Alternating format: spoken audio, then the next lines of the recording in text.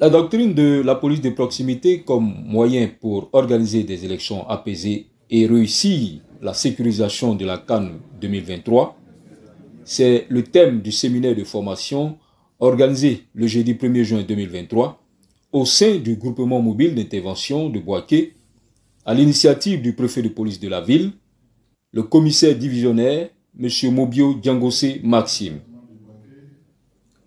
Ce séminaire était placé sous le parrainage du ministre du Transport, M. Amadou Koné, représenté par le premier adjoint au maire, en présence du représentant du préfet de région, du conseiller technique du ministre de l'Intérieur et de la Sécurité, des guides religieux et chefs traditionnels, les autorités sécuritaires, ainsi que différentes couches de la population.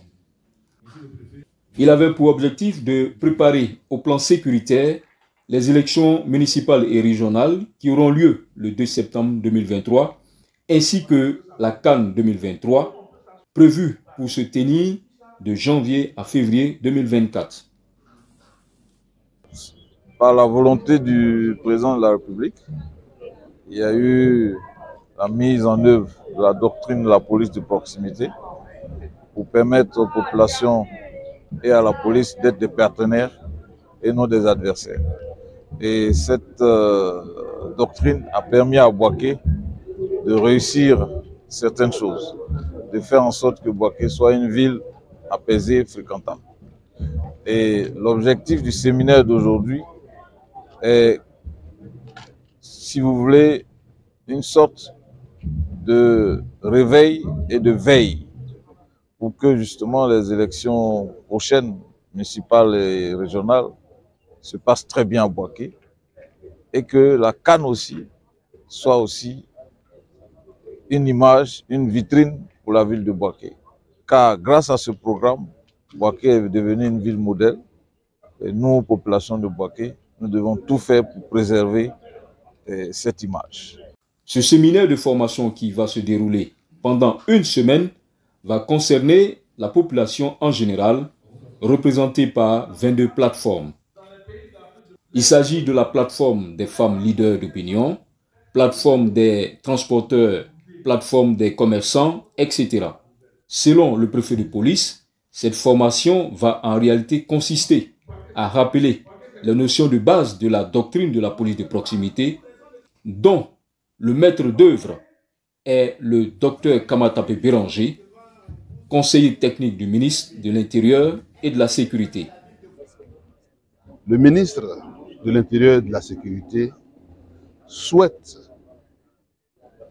l'ambition qu'il a pour la Côte d'Ivoire, c'est de faire en sorte que le partenariat entre les forces de sécurité et les populations soit une réalité vivante.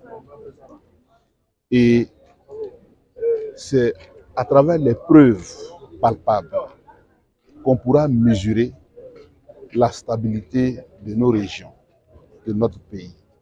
La Côte d'Ivoire veut exporter son mécanisme de gestion de la sécurité, qui est un mécanisme inclusif. Et Boaké est l'une des régions phares.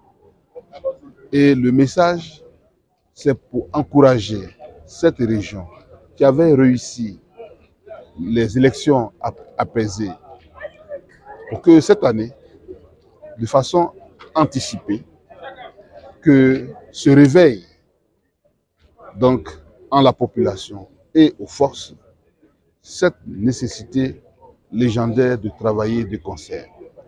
Aussi la CAN parce que Boaké doit transmettre à l'Afrique qu'en tant que seconde ville importante du pays, seconde région importante du pays, que c'est une région où on peut investir parce qu'il y a la stabilité.